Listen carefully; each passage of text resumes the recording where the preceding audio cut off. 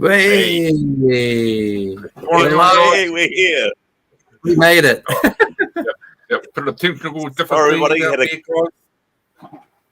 had a technical issue over there, people. Sorry about that.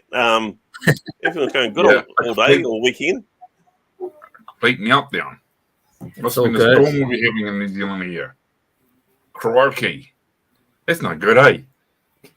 Well, you know what? I know Halloween's coming up, but come on, guys. Jeez. Yeah, seriously. Tonight. It's how us Kiwis roll, right? We do things our way. Yeah. But we get there at the end, guys. Yeah, no worries. Don't panic.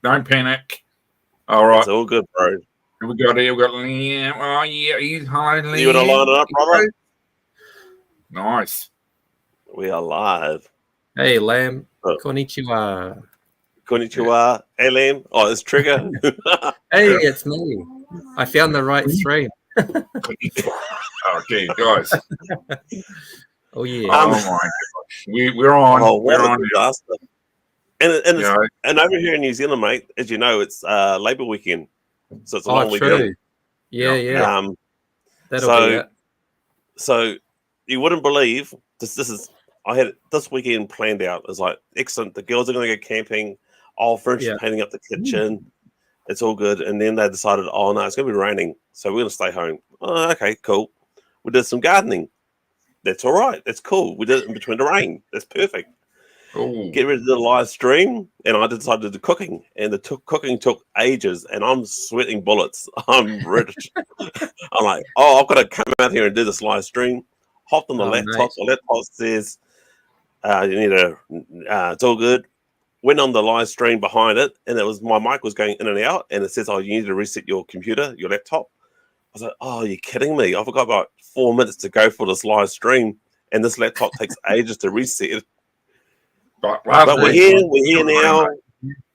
You're meant to be taking it easy, Labour weekend, mate. That's what Labour weekend's all about. Chillaxing. It should be, eh? It should be.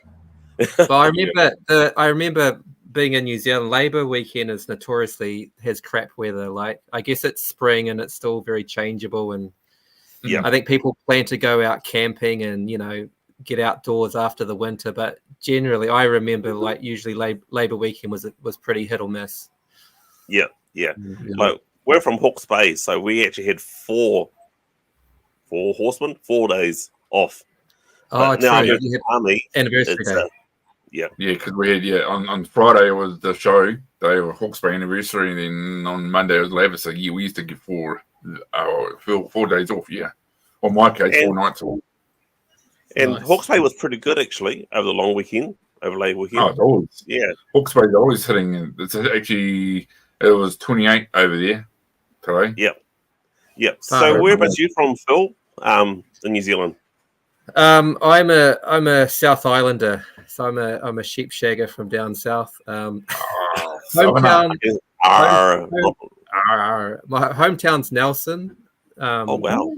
So born there, I lived there till I was about 10. So all of my childhood memories of G.I. Joe and Motu and stuff are growing up in Nelson, which is a pretty small town, but we had a couple of toy shops and it's a good place to I guess grow up. A lot of outdoor stuff to do and taking your toys outside and stuff, which was cool. And then when I was 10, our family moved down to the deep south. We moved down to Dunedin, so I know what the cold weather's like. So Student City, bro. Student City, went to uni down there. That's the Otago, Dunedin, Dunedin, bro, I reckon Dunedin is the best city in the country, apart from the weather. If Dunedin had a good climate, it would be the perfect city, I reckon. It's just the weather is crap. What happened? Technical issues, my man. Technical issues. The weather. I blame the weather. It's my own fault, mate. I should have reset my computer earlier in the day, but I was outside doing gardening work and all that sort of bullshit. Yeah. It is what it is. It is what it is. It wasn't COVID's fault. Yeah. So we're here with our brother from another mother, Phil, as we often say. Yeah. It's the one. Stuff Island, bro. Yes, the Holland bro. And like, I want to sort of like hear what basically a Kiwi living in Japan, mate. What's that like? Yeah. You can be. It has its moments. I've been living over here for about 6 or 7 years now, so it's been a while. Yeah, good one, Campbell. One job. Yeah, one job. I think you were too eager, right? You kind of double clicked the start and stop button. Yeah, I did. Yeah. I played the music and what's going on? It's your enthusiasm, mate. Got the better of you. Got the better of me. Yeah. I've been in Japan for a number of years now. And actually, I've lived in Japan 3 separate times. So wow. I actually came over here when I graduated from university in my early 20s. So I graduated from uni and I was like, oh, what do I do now? I didn't really have a plan of attack. And my older brother came to Japan when he was in his early 20s on an exchange, and he came back and raved about it. So I thought I'd follow suit. Met a lovely Japanese lady in New Zealand 10 years ago or so, and that was the reason for moving back to Japan again, and I'm still here. yeah, because when you teach English to Japanese students, that's your So I work in a high school over here, trying my best to teach students who are generally very uninterested basic English. So the kids are great. I mean, in terms of behavioral issues, nothing like us Kiwi kids back home. No smoking, no smoking in the cycle behind the cycle shed, or it's a Kiwi thing. Actually, we had some kids come back from New Zealand recently, and they're all talking about kids in the classroom now vaping in the class and all sorts of shit. It's like, what the? Oh man, it's anything goes. I'll go be careful because I won't say it. I'll say a person that I and his daughter is vaping, and he loses his shit. He's a solo dad. And he's trying his best, and like he keeps telling me, it happens every 7 years. And bro, you've got a daughter, so my oldest daughter hit 7. She's now become a bit of a handful. I'm trying to watch my P's and Q's. I still love it. And we got another guy where I work, and he says every 7 years, mate, they get worse until they hit a certain age. And I said, like, you're kidding me? He says, "Why? What's up?" So I've got 2 girls, and one after another. He says, you're in a world of hurt." Yeah. So I don't know if that's true or not. I didn't have any sister. Like I've got 3 brothers, so bringing up a girl, and I'm a solo parent now as well, and so bringing up a girl on my own, it's an interesting challenge, that's for sure. You're learning a lot of things about. I guess the opposite sex that you had no idea about initially. So it has its challenges for sure, but it's generally good fun. Yeah. She's in the same room as me at the moment, so I better say good things. Oh, is she? Yeah, she is too. I mean, you said same room. I mean, I imagine you're the same room that you. Watching a bit of TV. Well, your daughter's what? Your daughter's quite young, eh? She's 9 now. She's just turned 9, so she's 9. She's got a bit got a bit of attitude, but she's generally pretty good. Pretty good, yeah. Yeah. You'd be good for your old man, eh? Yeah. My daughter's 14. You're 14? I was 14. Yeah, Clyde, she's 14. Wow. I see her on Facebook and TikTok, and she thinks she's 18. I don't live with my daughter. Yeah, so I see if she talks to me every now and then, I look at her and I'm like, what's all the makeup mean? What's all the makeup? Yeah. The makeup social media. I blame YouTube. Funny, we're on YouTube. Now look at her. Yeah, exactly. She wants to be like me. She wants to be a YouTuber. Well, you're on Snapchat, it's all cute, and then all of a sudden after Snapchat, it's Instagram, and after Instagram, it's the lethal TikTok. Yeah. Yeah, well, I don't understand TikTok. I don't have TikTok. I'm not that cool for school. Yeah. So. Am I backwards? I have TikTok just to help our channel out. Yeah. Well, look at us two. We've now decided to start up another channel. How crazy is that? Look at you guys go, taking over the world. Yeah, that's madness. But I'll look at this opportunity with this second channel. I'll be doing like toy fair, like doing filming with the toy fair, and all sorts of other things I want to get into without, which isn't G.I. Joe related. Yeah. Yeah. That's cool. That's cool. Well, like one of these things, like, and I'll quickly show you, and I said it before, like Grimlock here. Grimlock's got one arm missing. So on this channel, I'll look at repairing Grimlock. You know. Okay. So I mean, I know there's a Transformer G.I. Joe crossover. I almost dropped my shit. You don't like that stuff. Yeah. So, mainly for all toys. Yeah. But anyway, going back to like a Kiwi living in Japan, you said it has ups and downs. You met your beautiful wife here in New Zealand. And not many know this, but I won't get into it. If you want to get into it, that's fine, mate. I'm just going to respect your wishes. So like live in Japan. You're saying. So you said you lived in 3 parts of Japan. Is that right? This is my third time living over here. So I came over in my early 20s. Yeah. Lived in southern Japan in Kyushu, which is the southern island. So I was there for 3 years. At that time, I came over with a New Zealand girl. So I had a Kiwi girlfriend at that time, and she had enough of it after 2 years, and I decided to stick around for another year. So we went our separate ways. Then went back to New Zealand, and that's when I met my wife a few years after that. And then we came to Japan for a year, and I lived in her hometown for a year. I think it was about 2013, just after we got married. And then went back to New Zealand again because I had a year, basically, what do you call it, sabbatical.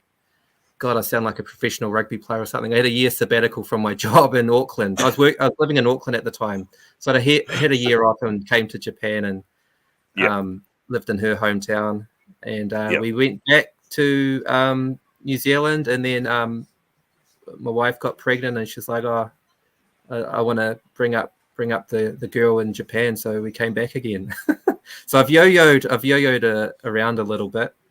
I kind of know what you mean, mate, because I left Hawke's Bay for my wife, but in saying that, I also left it because the job I was in was going through a company change, and the boss already knew who you wanted to keep, and I just went, oh look, I'm going. I'll just go. You haven't really gave me a promotion or a pay rise in so many years.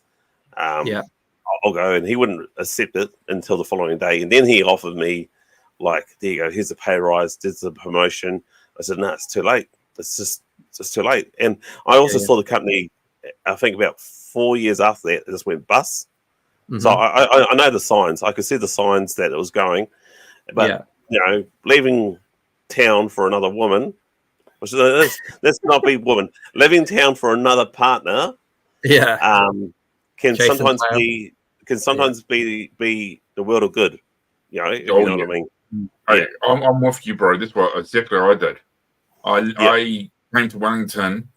I was planning to really have a long distance, communication for my daughter. She moved down to Wellington, and it just so happened I was talking to another lass down Wellington. That she's my current girlfriend, and we live together. So I moved down to Wellington to be close to her.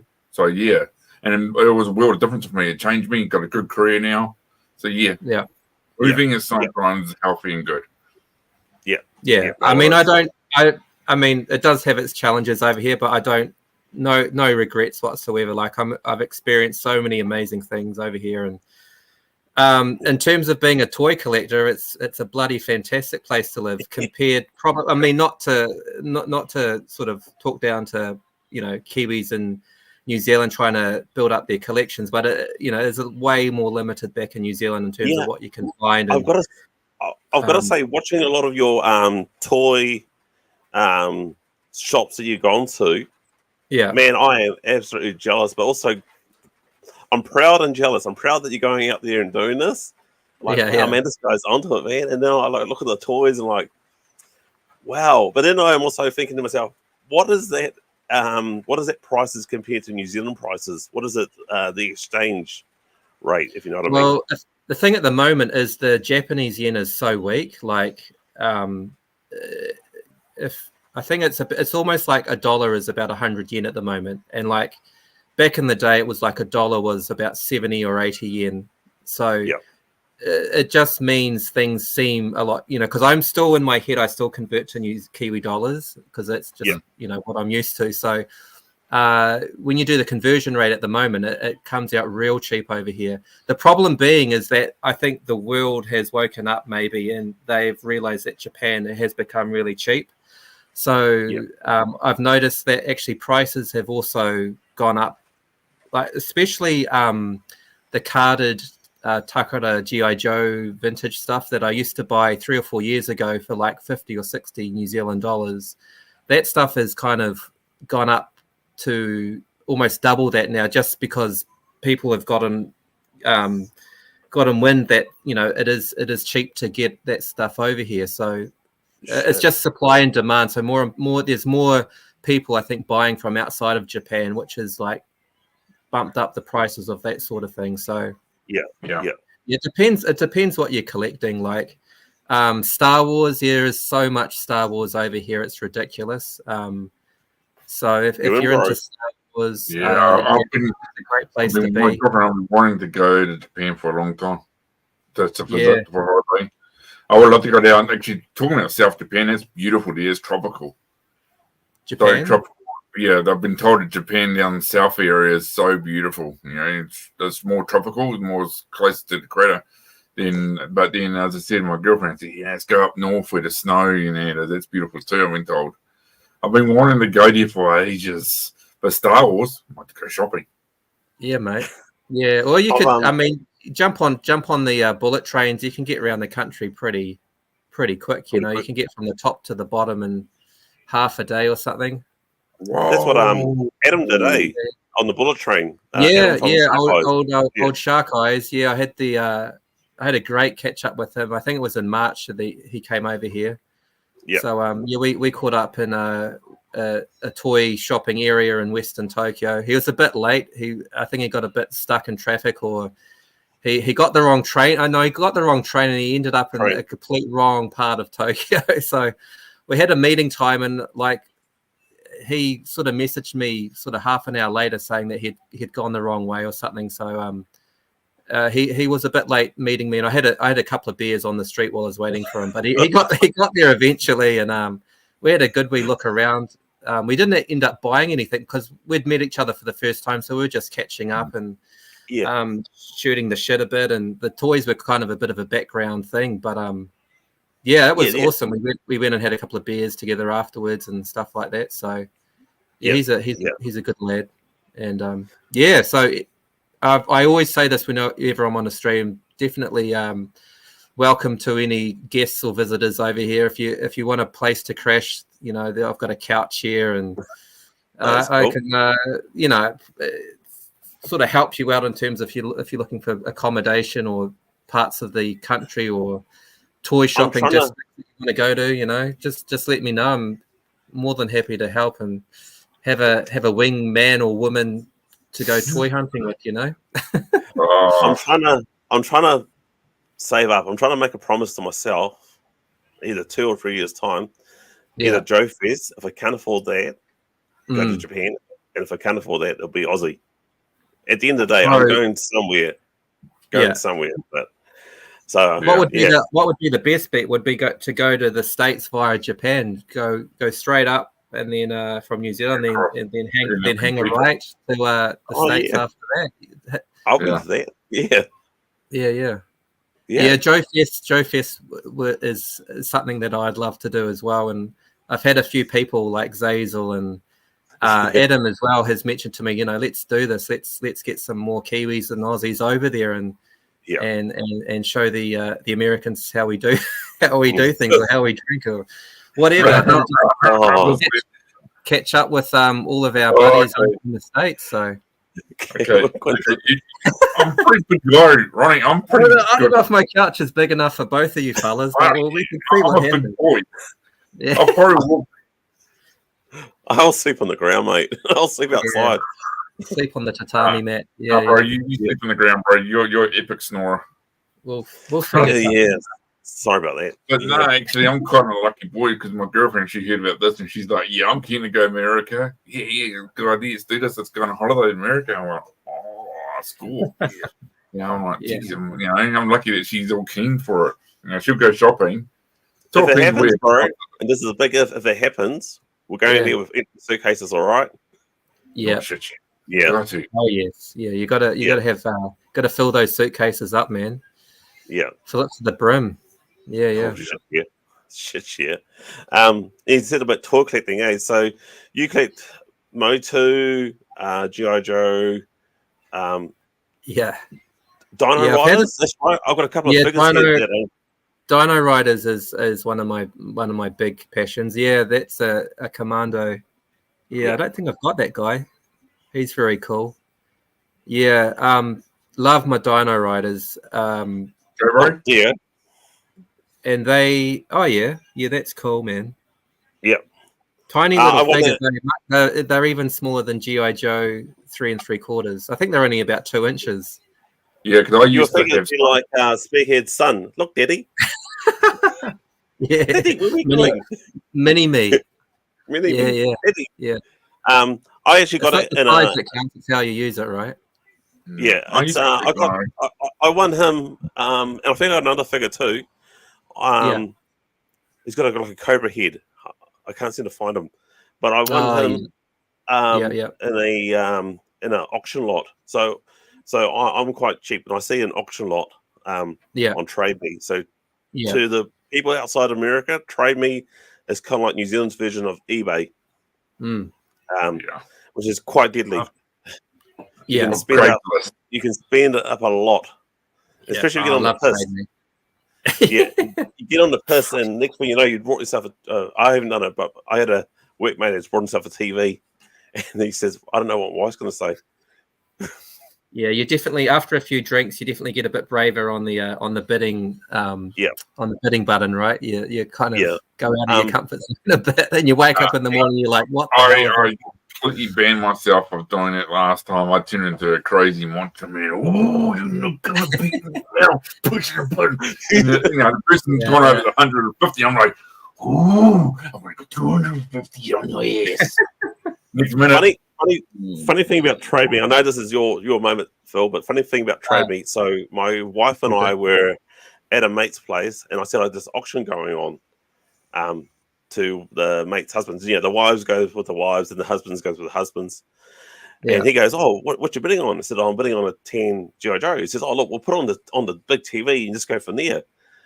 And I didn't know that my wife knew I wanted this figure, and she was bidding on it too. So we're out bidding on each other. She comes running into the lounge and said, "Are you bidding on this?" I said, "Yeah, some fuckers." Oh, sorry, someone's out bidding it, and it said, "It's me. Stop bidding on it. I'm going to buy it for you to give." Right. Two things are bad about that, so I love that figure. Are bad about that. One, you were bidding on against each other. Second, you guys didn't know you were Trade Me account. You don't know Trade Me. She knew mine. I know yours, huh? Yeah, that's why every time I go put on the Cobra, I'm checking if Kimbo V1 is not the one. I'm like, okay, go. Hopefully, no, bro. You know me. That's the old one. I'm using 32Us. Oh, okay. Now I've watched out for you one bidding. Yeah, bro. So are you two bros in competition with each other, getting like G.I. Joe figures? Like if something came up, would you guys? Surely you guys would put your heads together and figure out who would. No, we do put. Would you guys just go head to head and made the best? Show for your latest buy, bro. Show if you got it. So I helped my brother out because I'm trying to get him to build his Cobra collection up. Oh yeah. And I saw him trade me. Here you go on screen, bro. So, yeah, all right. I love Trade Me. Trade Me's great. No, we do work. We do work together. He let me know that, hey, bro, this is on, and I was like, yeah, I was watching him, and I forgot about it. And he goes, the guy's offering. Cool. Nice. Yeah. Yep. So no, we work together. But believe it or not, it's missing a tooth. Yeah. Yeah. And I've got one missing tooth as well. It must be quite a common thing to kind of just snap off. So I said, bro, bring it here. I'm going to attempt to try and fix it. Oh, nice. Yeah. Yeah. And I saw it, and I said, and I had it on my watch list, and they offered me like a couple of bucks lower the price, and then I went, actually, my brother's been watching this, so I sent it to him and says, oh yeah, I've already been watching this. I've just been on it now. I just bought it. I said, oh, good man. I said, look, I can fix that too. I was done. Well, actually, truth is, I was probably doing something, and he said, oh, they want something short. I looked at my email saying that he's offering this figure for cheaper, like $18. I went, shit, I would have missed that. No, we do help each other out. Nice. That's why I like now I know you'll use the 32. Now I know I can watch out. That's the one. Did they have in Japan? Sorry. No, we don't. There's the Japanese don't use eBay either. Really, they have a couple of sites. One is it's called Mercury. I think it's an American site. Yeah. And that's where you get kind of a lot of buy now stuff, and you get it pretty cheap there. A lot of people selling stuff that they're just trying to get rid of. They've also got an auction site which works pretty similar to Trade Me and eBay, I guess. Yahoo Auction. So often that's where the big collectors sell. If you're looking for rarer things or more valuable things, that's where you kind of go. But you do pay obviously market prices because people are trying to outbid each other. So I do a lot of. To be honest, I love going out and doing my videos in the shops and stuff like that. But to be perfectly honest, like 90% of my collection I've bought just buying things online because it's much less hassle for me and much cheaper too. Because again, you come across people that are selling things and they have no idea what the value is, and you pick up some absolute bargains. And for me, I'm a bit weird because and a couple of people have made comments on my videos that they're like, why are you in Japan but you collect Western figures? Why aren't you collecting, the kaiju or the Godzillas or Dragon Ball Z or whatever? That's not really my thing because I didn't really grow up on that stuff. Like we didn't really have, I don't know if you guys can remember, but I don't remember seeing much Japanese animation or sort of pop culture stuff growing up on TV. Like you hear all these things about Astro Boy and stuff like that, but I never remember seeing any of that growing up. So I don't have a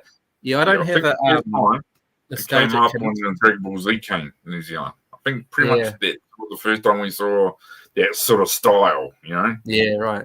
I would have to say, bro, in the 80s, it was Voltron. Voltron, yeah. I remember Voltron. The Voltron figures were awesome. And Voltron, the Voltron sort of how it combined itself, that's how I taught my girls what the legs, feet, and head, they loved it. Yeah? Instead of head, shoulders, knees, and toes, Voltron arms. And then I thought, let's go ahead and watch this, right? So I was watching it, and I think the first episode, or whatever, the long movie, actually had blood on it and all that. And I was like, oh, dude, I don't remember that back in the 80s. Like, right. I was like, oh, okay, we'll stop this, girls. We'll stop this. And I put my hand in front of the screen, like, But they say like, I'll just hum it in my head. I'm weird. I hum kids, or my kids, or what I was brought up like themes. I'll hum. I'll like hum those, man. Yeah, like I do him. I don't even know that work, which is dumb. Yeah, I mean, granted, I work with a heavy industry and EMS are on and music's going, so not music. The machinery's going, so no one can hear me. I'll do the MacGyver theme. It's getting stuck in your head. Yeah. talk about things like my daughter loves Airwolf, and I'm trying to dig out my Airwolf collection, DVD collection, so she can watch it. Nice. That's my oldest daughter. She loves anything with helicopters. But but I was going to say, do you collect any of the Japanese stuff in Japan? But you say you don't. You just. I've recently started getting more interested in it, just because I've been here for such a long time that I guess I'm a bit compulsive with my toys. So I've kind of got such a big Motu and G.I. Joe collection now that I've sort of ventured out towards other things. So I've started picking up a few of the kaiju monsters and a few other bits and pieces, just random bits and pieces that look good to me, in the collection. But I'm not. Yeah. I haven't dove in and gone hardcore. Another one that I've started collecting actually is do you guys remember Battle Beasts? The tiny little dudes? Yeah, Yep. well over here in Japan they were called Beast Formers, and so they were quite big back in the day over here as well. And they're a bit different because the Western release by Hasbro, they were like water. They had the wee fire. Water, fire, and was it wood or forest or something like that? But in Japan, like the three different emblems, and you sort of rub. There was a random thing, and you rub it to see which side it was on. But over here, the Beast Formers were actually like Autobots and Decepticons, like the Transformers. So the wee rub signs on them come out as a good Autobot or a bad Decepticon. So they're freaking cool. I've picked up a lot of those recently. It's been my kind of main thing in the last couple of months, and I've picked up quite a few of those. That's out the gate. So no, they're really cool. And they're nice and tiny. They don't take up a lot of space. They are bloody expensive though. Like they're so tiny. You're like, oh, is this really worth it? But I think the fact that they get lost easily and it's hard to find their accessories, that I guess puts up their value a bit. Yeah, but there's a shit ton of them. Cool. Yeah, there was a shit ton of them actually. Yeah.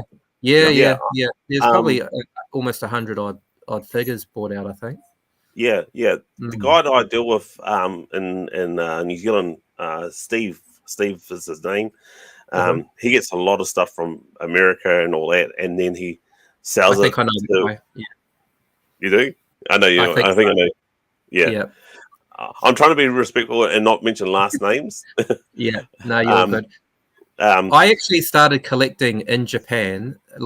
So I started my toy collecting like when COVID hit over here. So this was about 4 years ago.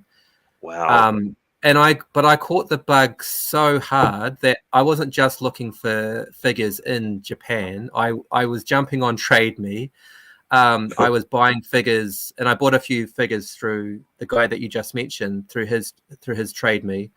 Yeah. So I was going bananas, man. I was getting all of these deliveries sent to my parents' place, and thousands of dollars worth of figures at my parents' place. I've been back a couple of times since I've started collecting just to go through some of the boxes and stuff. But I went a bit nuts at the beginning, and basically I've got a collection in Japan, but I've also got a lot, I guess, waiting for me if or when I do move back to New Zealand. I went a bit crazy. Yeah, it's even like the Broken Joes, which I'll go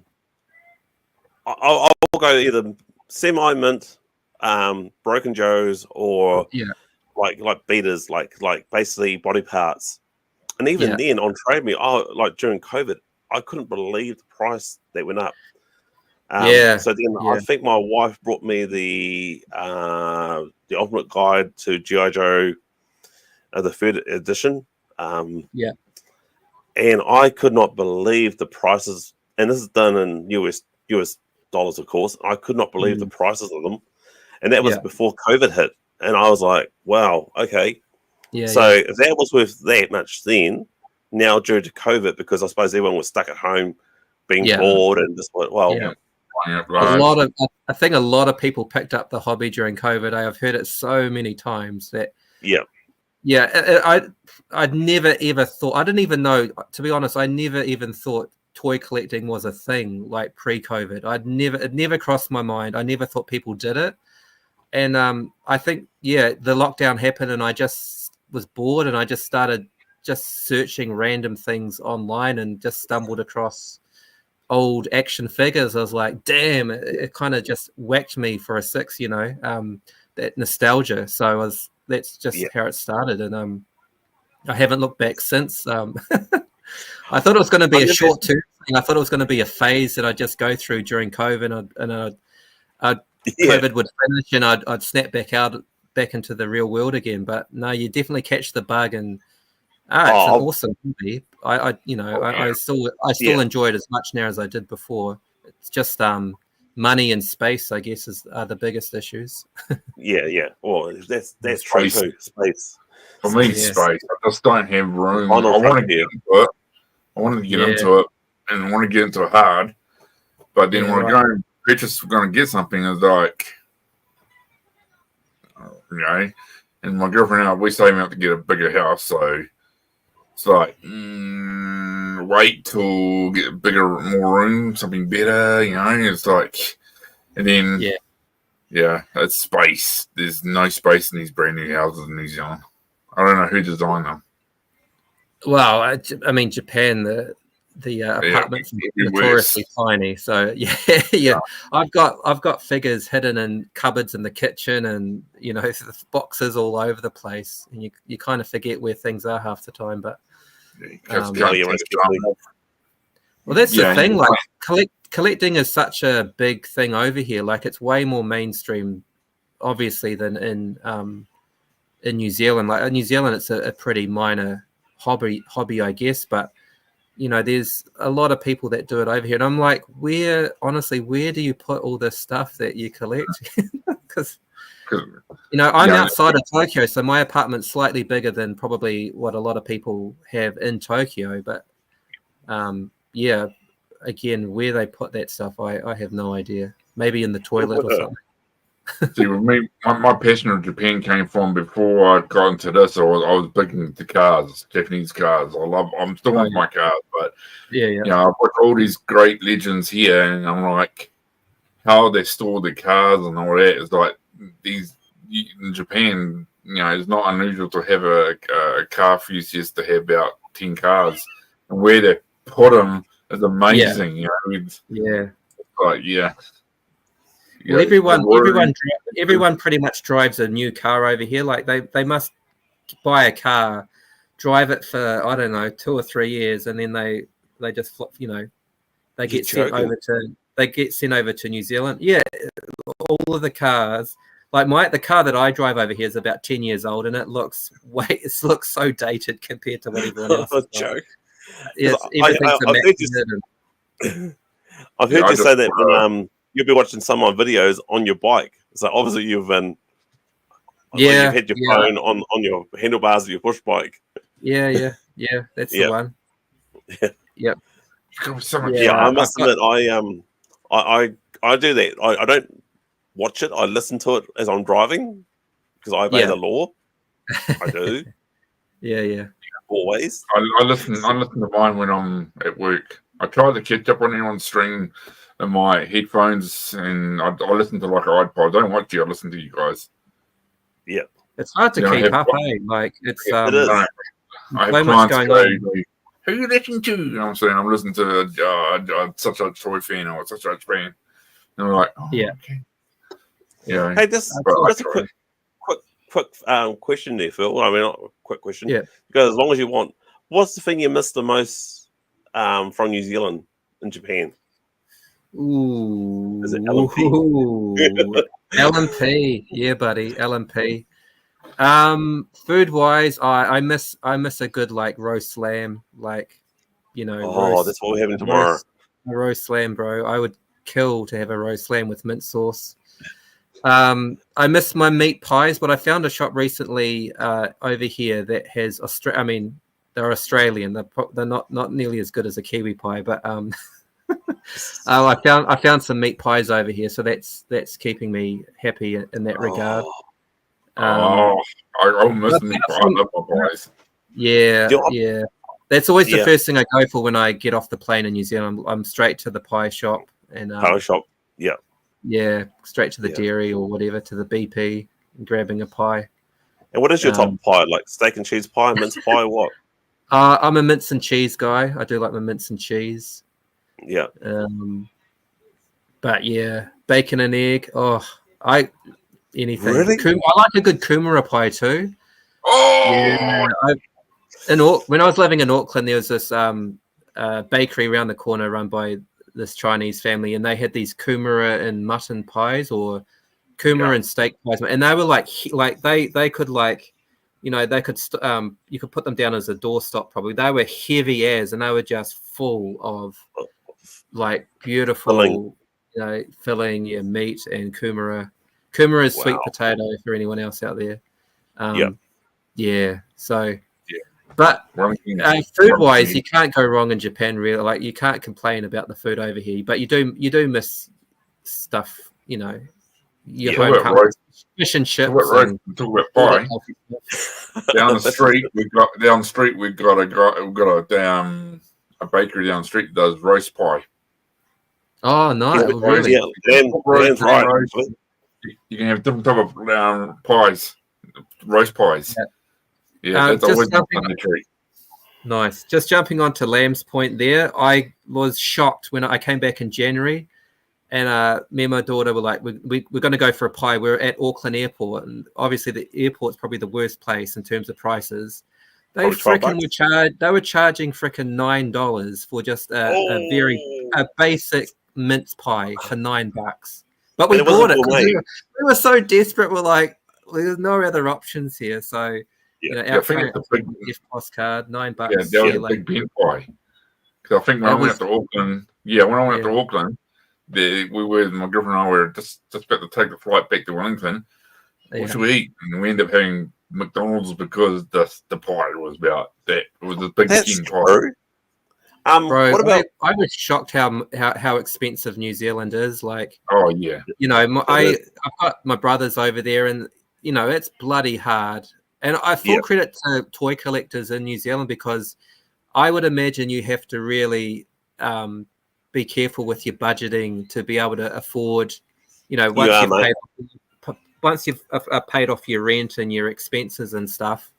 Again, not trying to brag about being over here, but you know, the cost of living for me over here is way cheaper than it is back home, and so I don't think I would have started my toy collecting hobby actually if I was still in New Zealand. I don't know if I've never been great with money. You know, I've never had I was an English teacher in New Zealand too, so I've never had a high salary job.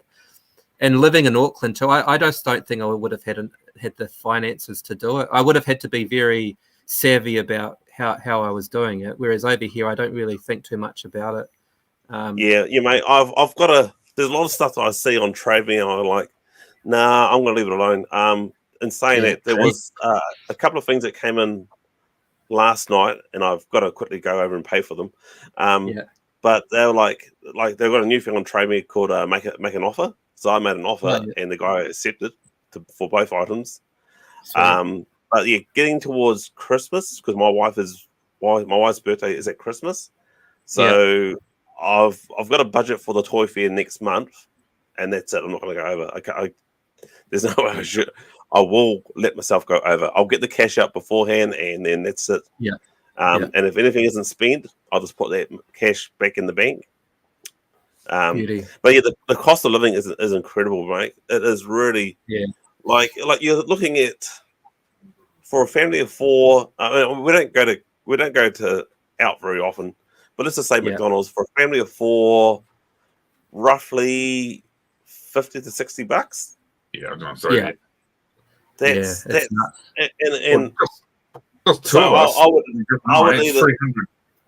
Just to my girlfriend and I, it's about $300 a fortnight for food, and we don't buy much. It's just two of us.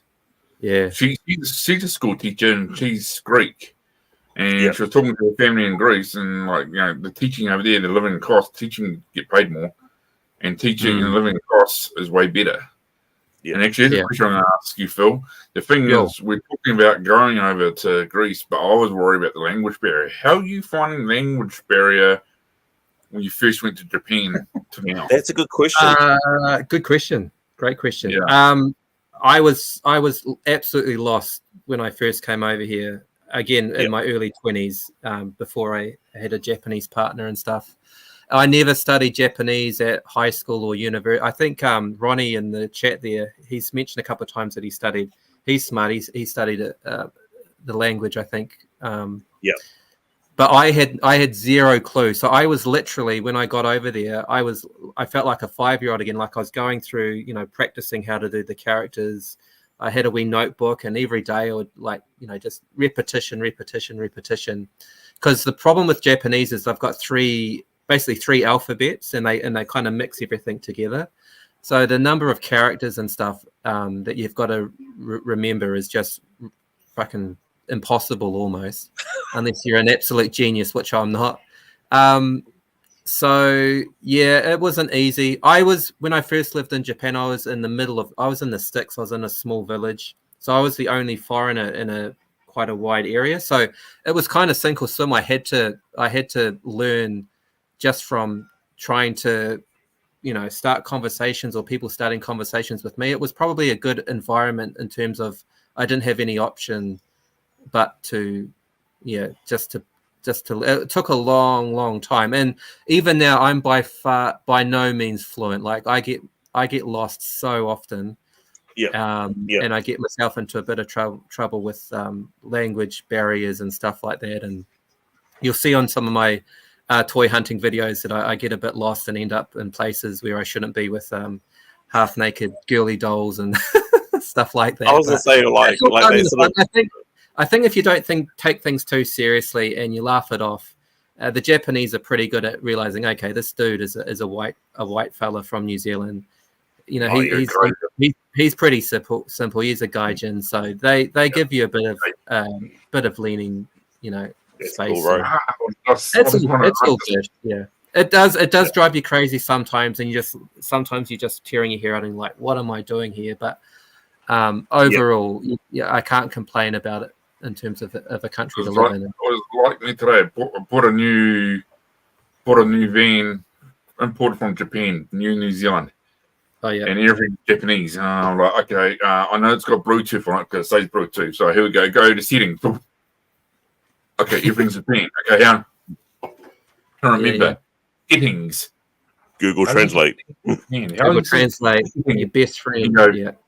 And I also have to remember Bluetooth in Japan. Yeah. I know blue. I know blue in Japan. Boom. I went, okay. And boom. Yay, I did it. Two and a half years later, did it. And I went, I got Bluetooth. And I realized that's for phone calls. I was like, just for can't play my music.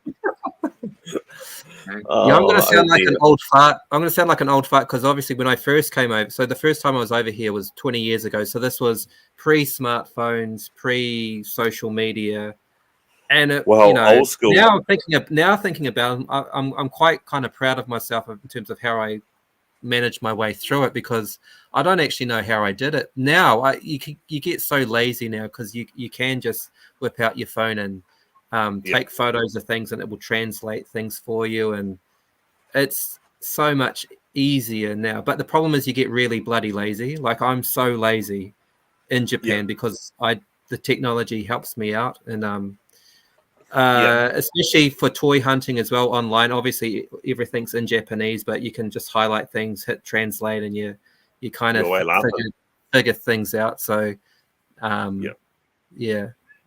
the only thing is, like, when you're trying to negotiate with sellers, like in Japanese, I'm typing something up in English and then I hit the and I think sometimes the translations are a bit whack. Like it's not.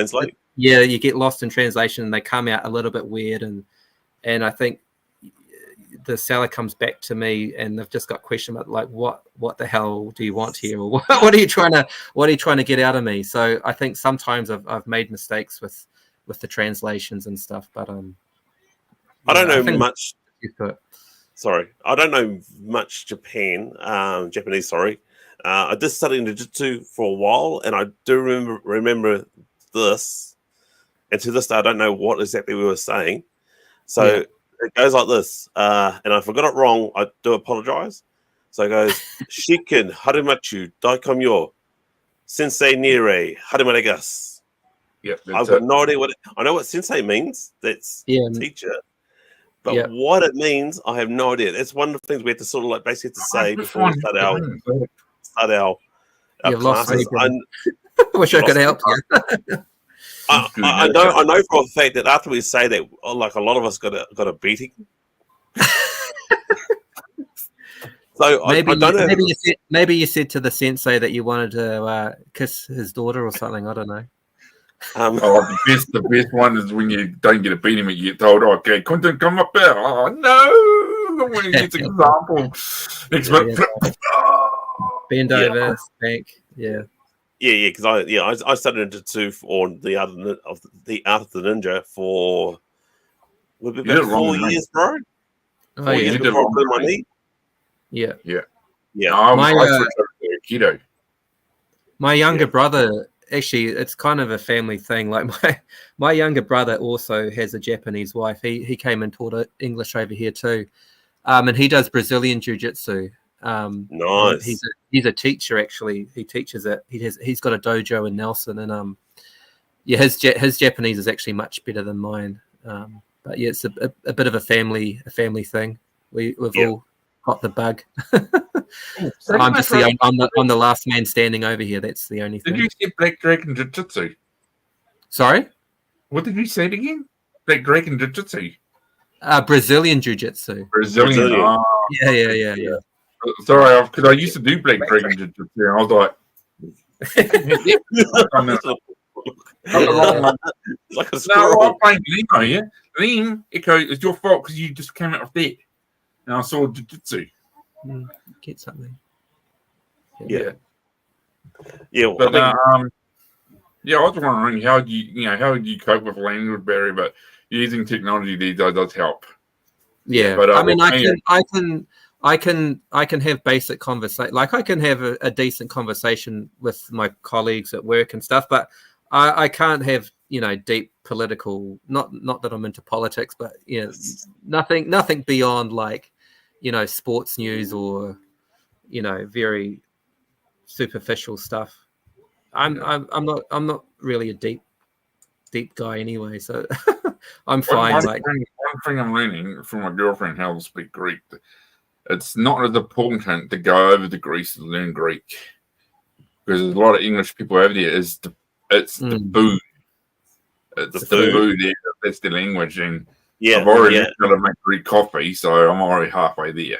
You've got to know how to say the words. Just make sure you say the words properly when it comes to food. Yeah, funny you should say food, bro. I want to say like what's you said food. You can't go wrong with food here in Japan. So what's the go-to type of food that you go for in Japan, especially like off the street?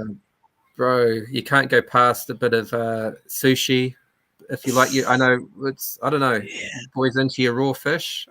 Yeah. You either love it or you hate it. I've got a lot of friends who are like, I could not touch that stuff, but I love it and it's cheap. Again, compared to back home. So bit of sushi. Ramen is always a good go-to. It's all. I could spend a day listing all the yummy food over here. It's not healthy. Like the thing is, a lot of people have this idea in their head that Japanese food is very healthy. It is not. It is not healthy. There's a lot of fried stuff, and it's very high. Actually, before I came to Japan, I went to the doctor for a general checkup just before I came over because I thought it's easier to go to the doctor back home than here. And he did warn me. It's like he said, people think the Japanese diet is healthy, but it's like hugely high in salt. Like there is just salt in everything. And I've got high blood pressure, so I've got to be really careful. Like when I go to the sushi bar, I order the low salt.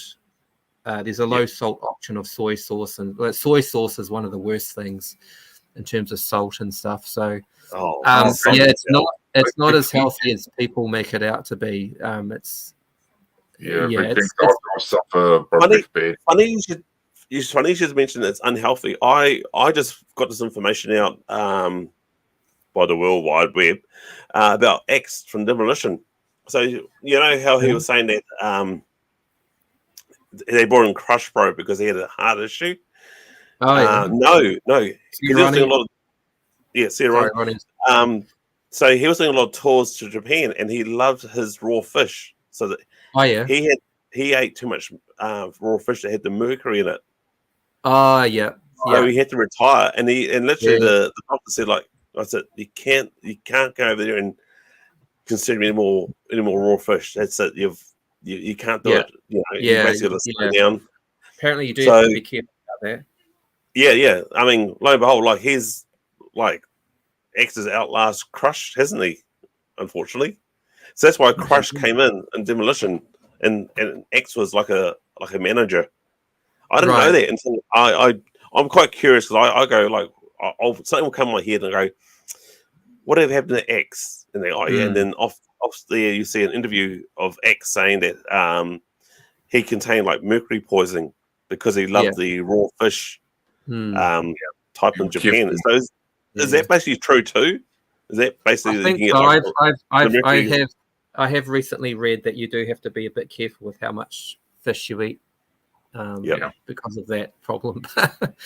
I mean, you can go around worrying about everything all the time, and you just be going crazy. But that's Lam just came up with a very important question, and that's what I was going to ask you next. Was what would you consider your your holy grail? Oh, dude, holy grails. So my holy grail stuff is not. You know, but I know you guys are GI. I'm a GI Joe guy as well, and so people often talk about the Holy Grail being the flag and stuff. For me, I don't have any. I didn't know anyone when I was growing up who had the flag. I never saw it in the shop. I just, you know, it's the biggest monstrous piece out there. But for me, that's not a holy grail is something which again has a huge nostalgic pull for me. Maybe something that like my neighbors had that I never had as a kid, and I always really wanted it.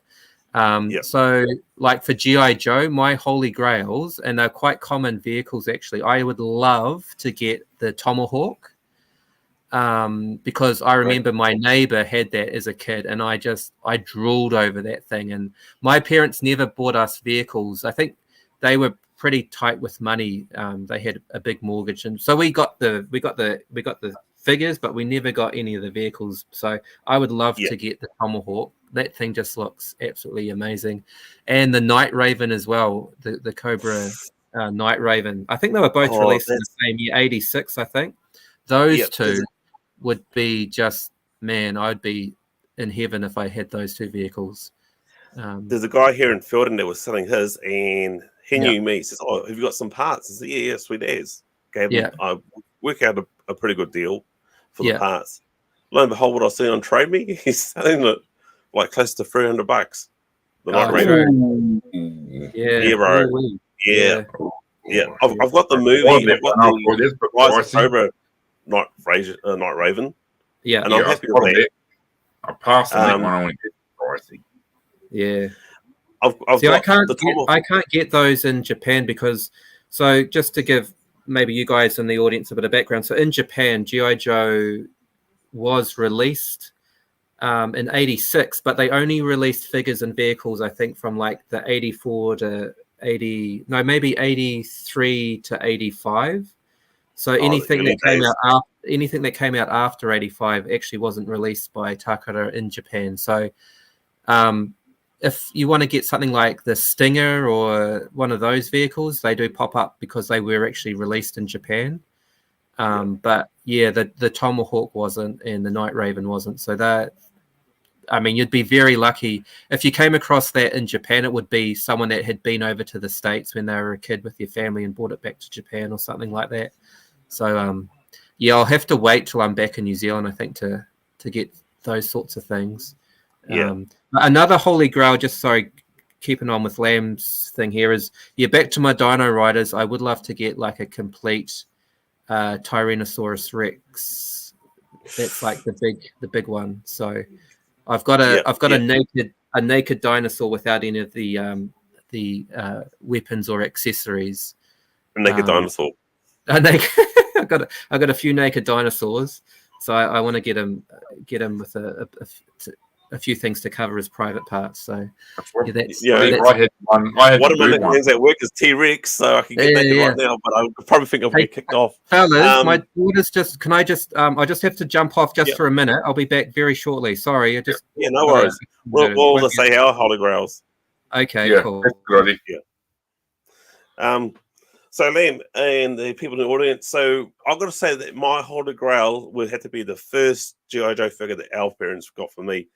Was Short Fuse, and it means a lot because it is probably our parents worked pretty hard, especially our dad. And I've said it before that Short Fuse was the first figure we ever. I mean, G.I. Joe was the first figures we ever had in that time frame. So we had to be Short Fuse from the 1983 series. What about yourself, bro? And Star Wars. Remember Star Wars figures? My first Han Solo. This is going to shock you. I like for Phil said with JoJo, but I like toys. Like for me, Star Wars, wrestling, and of course G.I. Joes and Cobras I love. But my Holy Grail, and you won't be believing I say this, and I actually spotted some of them on Trade Me lately, was my very first original Cops. Remember Cops figure? Oh yes. My Holy Grail was to actually get. You had Inferno. On Trade Me. The guy who's selling it on Trade Me, I got an eye on, but it was actually I can't remember. Was actually the original Cop guy I had. He was the Five guy. But there was that. Inferno. But originally, before that, was Inferno was his name, bro. Yeah, Inferno. That's my Holy Grail, Inferno. Yep, no, that's cool. And and with the crook guy you had was the Tick Tick Boom fella. Yeah, that's the one I had too. And I had a villain guy, and I had the Inferno. Yeah, and there's this guy who's actually selling the vehicles and the figures on Trade Me. I'm watching it. Yeah. Nice. So I said that my Holy Grail was Short Fuse. That was the first Joes that my parents got us. The oldest brother had Flash, and you had Zap, didn't you, bro? Great Grunt. I get those two confused because one got run over with a lawnmower, and then Dad, after Boxing Day, got him another figure, and he couldn't find Grunt, so he got Zap. So I get Zap and Grunt confused. That sounds so Kiwi. Yeah, it got run over by a lawnmower. I love that. Yeah. Kiwi thing. That was the good old days where kids would be kids and you take go them outside, and play. Yeah. Make your own. Yeah. Well, that's the thing. Like, I didn't really mind so much that, again, we didn't have, not to get the violin out, but we didn't have the play sets or anything like that. But we didn't actually really need them. We just chucked our toys up in the trees and made our own kind of, play sets out of the backyard. And I used to take my I used to take my Joes to the local swimming pool actually a lot, because we used to get the key. We used to get the key to the local primary school swimming pool for the summer holidays. Nice. And we like, me and my brother are like water babies, so we would be the first family that would always get the key to the swimming pool. And my first and favorite Joe, and I don't often hear it as someone's favorite. It's Wetsuit. Version 1 Wetsuit. I freaking love Wetsuit. He was my first Joe, and he would come to the swimming pool with me bloody every day during the summer holidays, man. Yeah, I've got a couple of plans. I've got 2 wetsuits, and I've got a plan for wetsuit for an up-and-coming vehicle custom I'm doing. Oh, wicked. I'd love to see that, man. So I don't know if I'm going to do it this year. I'm going through my timetables lately, and I realise I'm running. Funny enough, in the middle of the year, I was like, I don't know if I've got enough stuff for this year. Now I'm looking at stuff like, I don't have enough time to do it this year. I've got to do it next year, which is good. I've got content for next year. You're killing it, man. Yeah, so I've got an idea to do with wetsuit, and hopefully it'll work out pretty fine. I might even just do the vehicle custom and the figure custom Nice. all in one. Yeah. That might be a pretty long video, actually. But yeah, maybe you're saying the tomahawk, mate. I got my tomahawk for $20. Sure, it was broken. Yeah. What a But price I fixed it up. Yeah. I couldn't believe when the guy gave it $20. He says, and literally, I think he gave it to me because he watched my videos. Oh, nice. Yeah. So I've got to give it to he's now moved back to Aussie now, so I've got to give it up to him. If it isn't for him, I don't think I've ever owned a tomahawk for that price. It's just such a beauty, like the color and just the fact that you can fit so many of the figures inside. It's just the perfect looking vehicle, I reckon.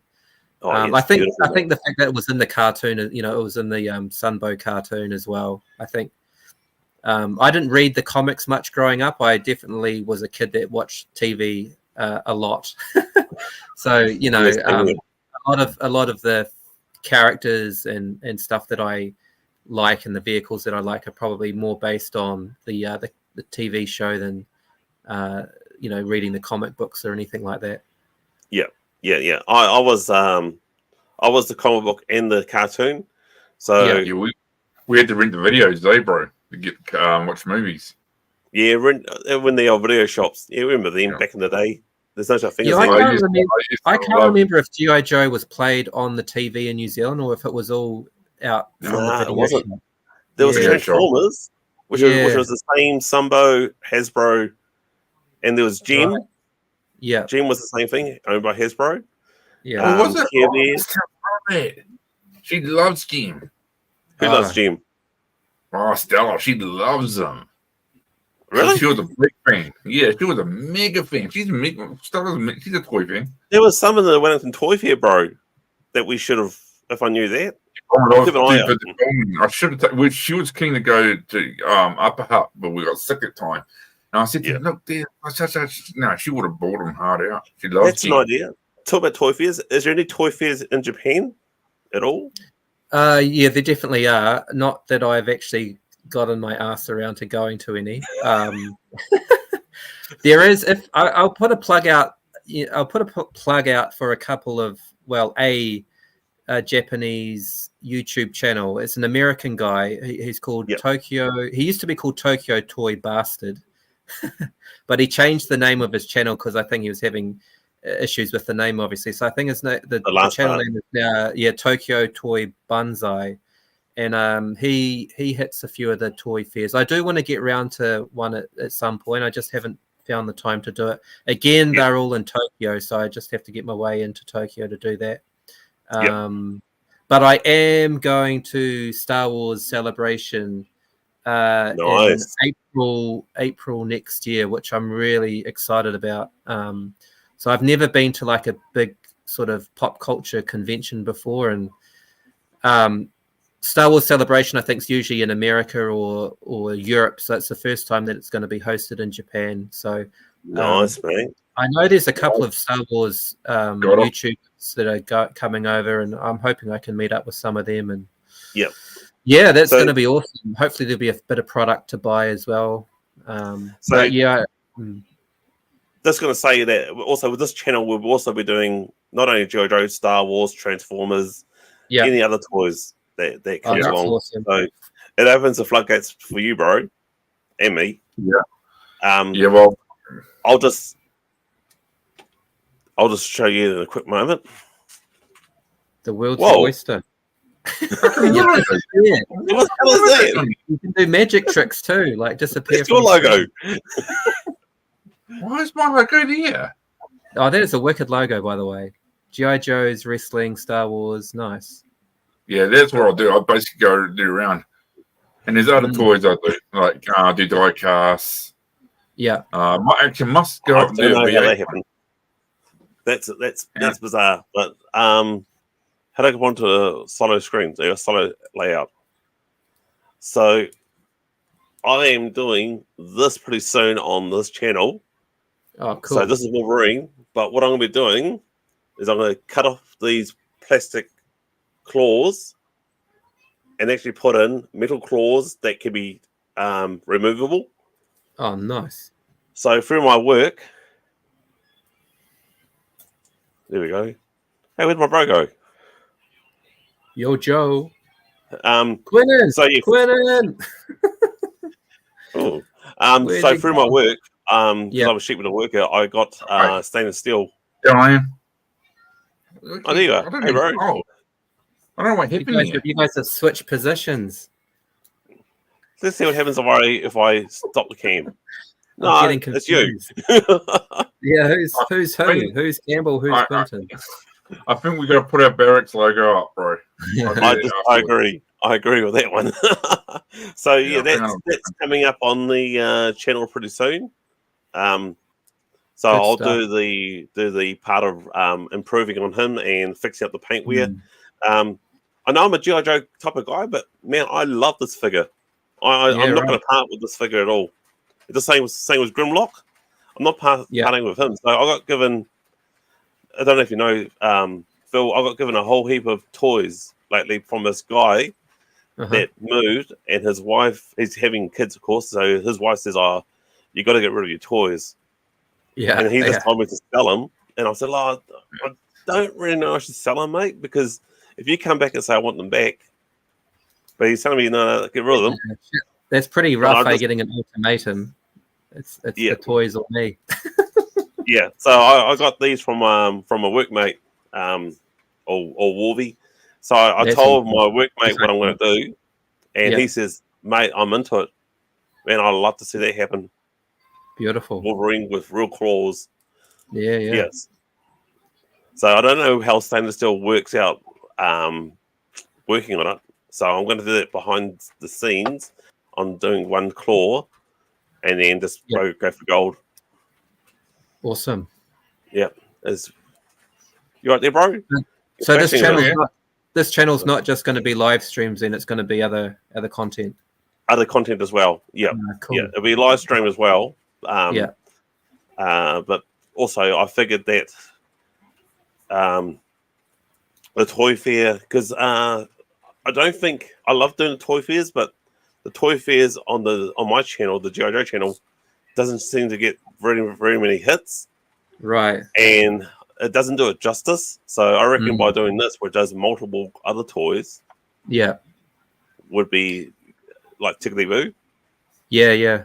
I think we just got to, I know we've got Lamb in the chat. I think just us Kiwi fellas, we've got to support each other and pump each other's channels up, because we are, if you compare the size of even compared to Australia, we are pretty bloody small.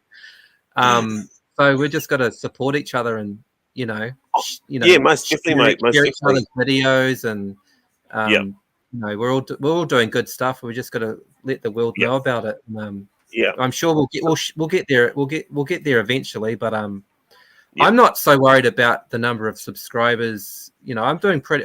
My channel's been around for like 3 years now, and I've got more subscribers than I ever thought I'd ever have. But I'm not in it for that. I'm in it for meeting fellas like you, and for me, now it's become like a social part of my life. Like, I never thought I'd get into toy collecting to meet good friends, but I've met some absolutely awesome people through this hobby, mostly online. I've met a couple of them that have come to Japan, but people like Zazel, he was the first guy that reached out to me. He reached out to probably a lot of us when we were starting out, and I've just built up such an awesome friendship with him over the last couple of years, and he's just such a massive supporter of everything that me and plus a few of the other smaller channel guys do. And those guys are just, I would class them as some of my best friends now, and I've never met them face to face, but they feel like buddies that I've known for decades. And I can talk about the hobby with them because I don't have friends back home that have this hobby. They're like, they don't get it. They're like, that's, it's funny. I've been hit over the head with a bat or something like that. Are you okay, Phil? What's happened to you? But I'm like, I'm fine. I'm loving it. Yeah, it's funny how you should say that. It's like yourself, Phil, and a few others in the chat. Like, I swear I'm like their long lost brother or friends, or You know, it's just it's out good the stuff. gate. And I've got to say that I know there's some weird things with YouTube, but YouTube actually got myself and my row back together again. Yeah, right. Yeah, that's awesome. Yeah. We had there's a lot I wouldn't say a that falling out, but disagreement of sorts. No, bro, we didn't have a falling out. We didn't have a disagreement. This your marriage and my marriage we kind of went our separate ways because we're at the stage where I was married, busy with kids, my daughter, and you got married. You're busy with your lifestyle. I was living one area, then the next minute this comes about. We're both passionate about G.I. Joe's toys and stuff like that, you know. And that's where like this year's kind of got us back together. Yeah, right. That's awesome. Yeah. No, that's. I mean, there's a lot of shit that you see online as well, and people talking crap about. There's a lot of shit I've been hearing lately too. If you stay out of it and you don't take yourself too seriously, then what could possibly go wrong with this? And like for me, it's just such a massive.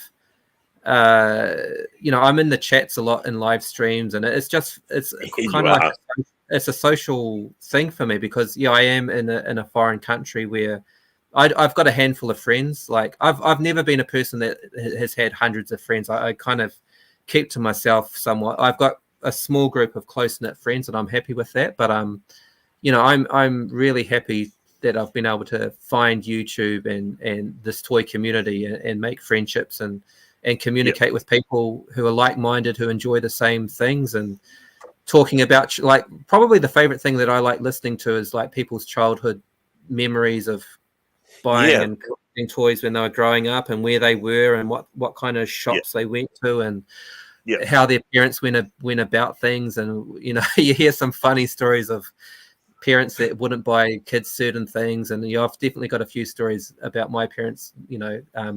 I've talked about stories. I've got something that's going to shock the crap out of you, mate, and everyone who's G.I. Joe fans. You're going to really hate us, but we were kids. We were dumb. So we used to have a woodshed.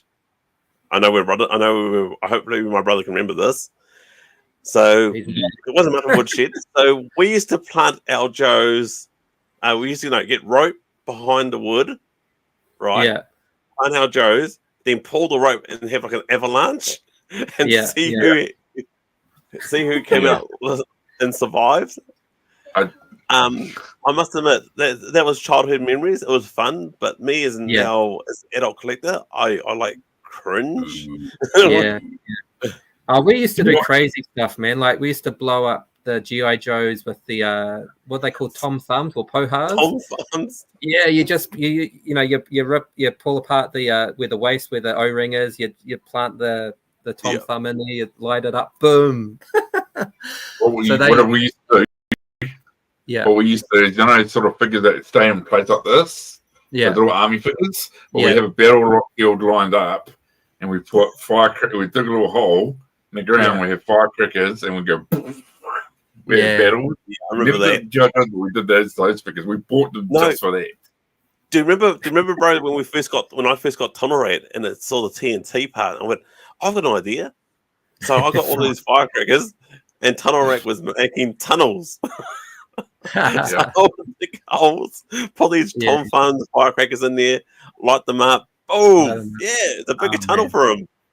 It's just crazy. Love Tunnel Rat. Yeah. Tunnel Rat's awesome. We used to play stupid games like hiding. We used to have this massive tree in the backyard, and it was kind of like hide and go seek. Like one kid would like close their eyes and would have like a handful of Joes and would sort of hide them in the trees. And so when the kid opened their eyes, they had to. We lost so many. Like would be like where have we hidden it? Like the person couldn't find them, and we lost so many Joes. Yeah, probably hidden under bits of wood in the backyard or up in the trees or stuff like that. So there's no wonder that my parents didn't splash out too much on vehicles and stuff because they knew that we were going to probably lose stuff. Yeah, we did the same thing too. Like if it was raining outside, we did the same game where we hide the Joes inside the house. But I'll tell you what was a curse. Well, blessing and a curse at the same time. That damn parachute pack.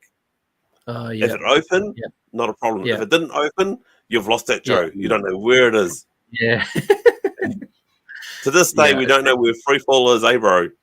Well, when it opens and there's a big gust of wind, it goes. Yeah, see you later.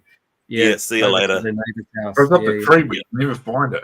You climb up the tree, can't find it anywhere. Yeah, to this day, we've lost free fall, and I can't remember any other figures that we've lost. Yeah. It's cool. I mean, sorry. What about the swamp fire, bro?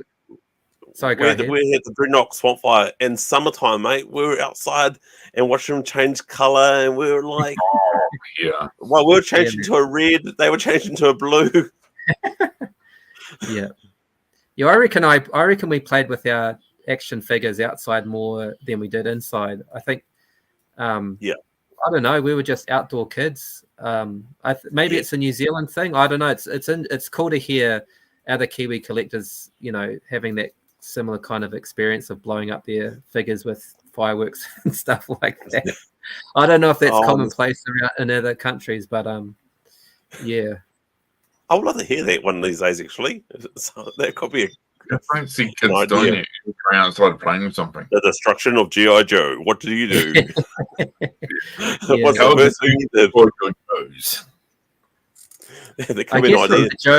I guess with the Joes too, they were a bit like, I probably wouldn't try to blow up like a Transformer, or because they were a bit more special, a bit pricier, right? Like they didn't come around too often. Like I'd get a Transformer, maybe one Transformer at Christmas or something, because they were a bit expensive. But the G.I. Joes, like if I'd been a good kid for a month or something, Mum would bring home one from the shop or put a couple in the Christmas stocking or something. So they're a bit more plentiful than the other figures.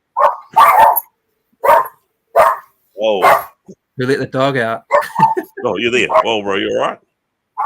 Yeah, fireworks. We've got fireworks going on. It's Skyfall? Oh, no, almost. Yeah, it's nearly fireworks, but here they go. It's dogs are going crazy. Oh, November, eh? Yeah. You're coming November, coming dogs. So it's getting pretty close to an hour and a half. So, any big plans for yourself, Phil, in the next few days or throughout the year? So, in terms of video, like I've got a couple of videos in the pipeline. I actually got a massive. I don't know if you guys are into Ninja Turtles, but I got a massive bulk lot of 40. I got 46 vintage TMNT figures in one lot. Including this guy here, who is probably the best one that I picked up. He's Hothead. That's cool. He's freaking awesome, like this, Oriental Dragon type of figure. So I've got a video coming up soon of me kind of unboxing those figures. Took me a while. It's about a 30-minute video. So I've got that coming up hopefully in the next week or so. I'm probably only releasing one video a month or so at the moment. I'm just so busy with other stuff. Understandable. With my daughter and that. Like back in the day, I was doing a video a week, but that's just impossible now. Yeah. I'm probably a day late with my video because honestly, I wasn't quite sure what the hell to do. And it was all about time frame. So for me, I've changed the way I've done my videos or my content. So now I wait until my girls are asleep. And then I go to the garage and do what I need to do. But there's a fine line, and I'm noticing that I'm not spending enough quality time with my wife.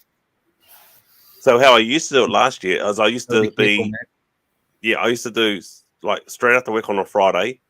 Yeah. Saturday, spend all day Saturday doing the repair, and then upload the video on Sunday. But I didn't realize if editing and all that, it takes hours. Takes bloody hours. Now I try and stretch it out throughout the whole week. Yeah. But this week I was kind of lazy. But then the last video I did, I think I got about 100 hits in a day, and I was like, "Whoa, I'm back!" Because I was actually on a dry spell, which is quite depressing sometimes. I'm not worried about subs and all that, but I was like, well, my viewing hours have dropped, and I don't know why, and it's quite depressing. And then on Friday, it just basically Thursday, they had a skyrocket, and I was like, what is going on here? Yeah. So I don't know if it's because I did something for a mate, repair something for a mate.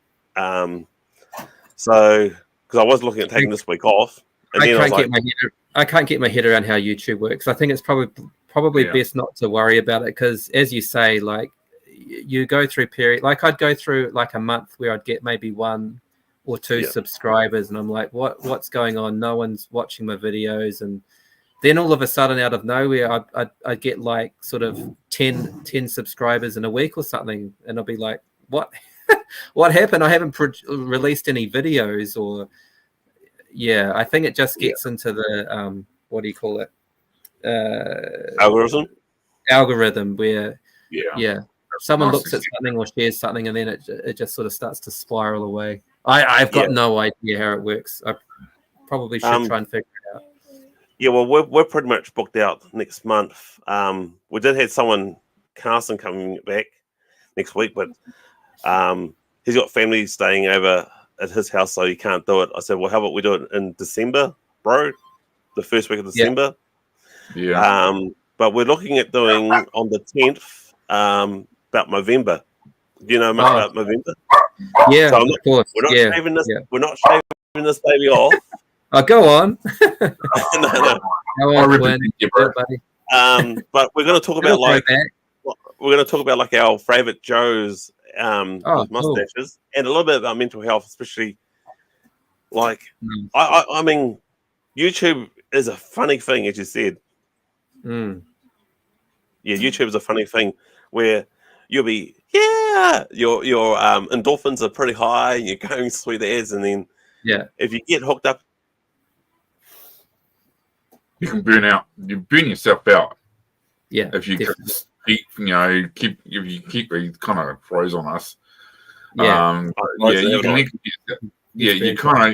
can burn yourself out by just watching the YouTubes. Editing is the biggest part, and I found it so hard when I was doing my car stuff. Yeah, I got my love for cars died, and that's a risk you can't make. You let your happen, bro. Pace yourself. Sometimes actually coming out with too much content can throw people off. If you just pace yourself, that's where your views will go up. For me, I'm still keeping it real, bro. Still keeping it real. Yeah, but what I mean is, it's don't overdo it, because you can actually, believe it or not, go out of love of it. I mean, I used to love working on cars. I used to love working. No, not now. Which is what I think what happened to HCC. You know, that's why he got out of. I think that's like the love. He just basically was doing it so much he stopped loving it. To be honest, yeah. Well, I mean, I got into a lot of the big thing. I got into the YouTube, and it was actually my wife's idea to start up the channel, because it was like I was at a bit of a loss, and I'd been collecting for a year, and she was kind of like, you're a bit on your own here, and you've got all these toys and you've got a great collection. Why don't you, share it with the world, basically? And I thought she was crazy. I thought, no way, there's no way I want to jump in front of a camera and do that kind of thing. But she convinced me to do it, and she helped me set up the channel, and she came up with the name Treasures for Trigger. And I was in a bit of a bad spot. So yeah, my wife, she had, she's passed away now, sadly, but she had terminal cancer, and she was trying to help me out. She was like, you need to find something to look forward to, and to put your headspace into something more positive. And I'll always forever be thankful for my wife for coming up with the idea, because it literally has. It sounds ridiculous, but it kind of has saved my life over the last 2 or 3 years, because bro, I've been through hell and back. I've been at the bottom of a horrendous situation, and the fact that I was able to sort of come into this community and meet some awesome people like you fellas, and it's just done wonders for my mental health. And I think I wouldn't want to get to a point where it becomes a burden again, and if I put too much pressure on myself to get so many subscribers, do so many videos, and it's sort of defeating the purpose of it. So I'm kind of carrying on, just having fun with it, and trying to, That's the way to go, bro. Don't want to get too emotional here, but just keep it going in honor of my wife, and just keep the fun times going for her, and keep it good. Yeah, thanks, bro. Yeah, it's it's a great thing to have, and you boys are great, and it's good for my daughter too. My daughter jumps in the videos occasionally, and it's something that her and I can do together. So that's cool, bro. Yeah, that's cool. I think both my daughters want to get into my video, but for my wife's respect, she doesn't want that. But she goes, look, they can do a voice like Yo Joe, and I think a couple of my videos say that. And I said to my daughter, like, oh yeah, but Daddy does it differently now. He doesn't do it during the day. And it's like I did actually kind of miss them not saying that. So what I might do is in the morning, like Saturday morning, I can do the last part with the girls and say Yo Joe. That's cool. But I actually got the love back again, repairing those figures for somebody else. I mean, I've done it for my brother, and that's fine. It's brother love, and it's something I promised myself I'll never do. I'll never repair figures for another person. Repairing it for yourself is one thing. You can be sweet ads, but if someone else has got a higher standard, and then and they're not happy, you go, oh mate. But literally, Sam was brilliant. He was on last week actually, and he was over the moon. I was showing him like that's cool. what's going on. I even did an update, an upgrade version of Flint's helmet. So here's Flint's helmet, but in the comics and in the card out, his visor's blue. And I said, do you like this is the one I didn't paint? So I said, do you want this one or the one that's been painted blue? He says, I want the one that's painted blue. I said, that's right, mate. My original one has been painted blue too. But it's funny how like you're gonna hear a lot more about this in the November live stream. We're gonna talk about like cool. I mean, that's not to get I guess too serious, but I think we'll have fun. Us boys talking about toys, it kind of gives us an avenue to reach into talking about mental health, and I think going back to Zazel as well, a good mate, he's done a couple of mental health chats on his channel, and it's way more, especially in New Zealand. I'm quite proud of how in New Zealand it's a lot more mainstream now in terms of men talking about their issues and the importance of communication and getting things off your chest. I tell you what, that's one thing that Japan does not have going for it is, people talking about mental health or, the Japanese are very stoic and they do not show their emotion. And that's something that I found incredibly difficult, particularly with my wife's family in terms of how they've dealt with things. It's been a very confusing experience for me and trying to understand what their real... Oh, there goes the dogs. We're going to have a bad night here. Yeah, be a long night, but it is another good thing about these videos and streams is lads talking to lads about things that they are passionate about, and that's got to be good for your mental health. So So it's something that's I've come up in mind. As I said, we watch the Space People on the 10th of November. That's when we're going to be doing it. Awesome. I'd love to join. You want to join in? Well, if I'm available, I'll. Sweet. If I can't join, I'll at least follow in the chat for sure, man. I'm pretty sure because we got this for free. What, we could get 6 people for free? We can get 6 people here. See how you go. For free. Yeah, so I know we got Aaron. I've been talking to Adam. Adam wants to do it. So why not bring in Phil? And if I suppose Zazel's. Yeah. I mean, you could even have a rotation going or something. Zazel's on holiday at the moment. You can. We could easily have a rotation going on. It's easy to do. Yeah. Because, especially with you and I, bro, you and I, we're both admins on this one.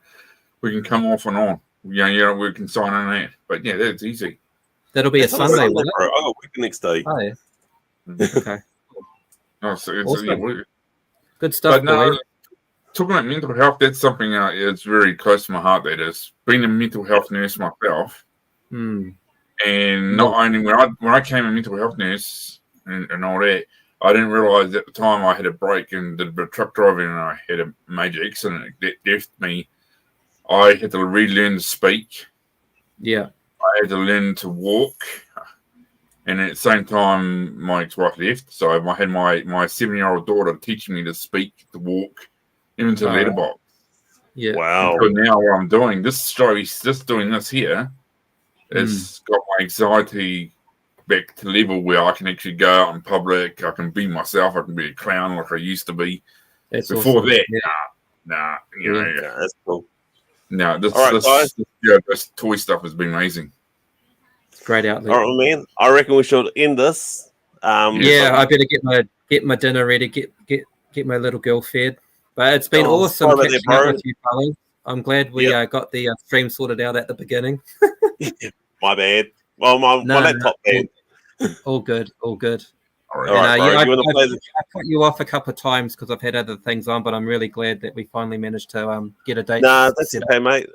I understand, like, people, like, time is so precious for everybody, mate. And I've got to say thank you once again for coming on board on the show. Yeah, big thank you. Yeah, especially a new show that hasn't got much subscribers. I'm not worried about the numbers. We're here to have fun, bro? Hey, we're gonna build it up, Just get the word out. Yeah. All right, bro. You want to play the outro, my man? Yeah, I'll play the outro. Cool. Don't forget to subscribe to Phil. Triggers for Treasures. This main man over here, Cobra Pit. Don't forget me, Kiwi Customs and Collections. I'm bringing out a new video tomorrow. So, oh yeah, lift the roof, fellas. Yeah, I'm a day late. But it is what it is. Yeah.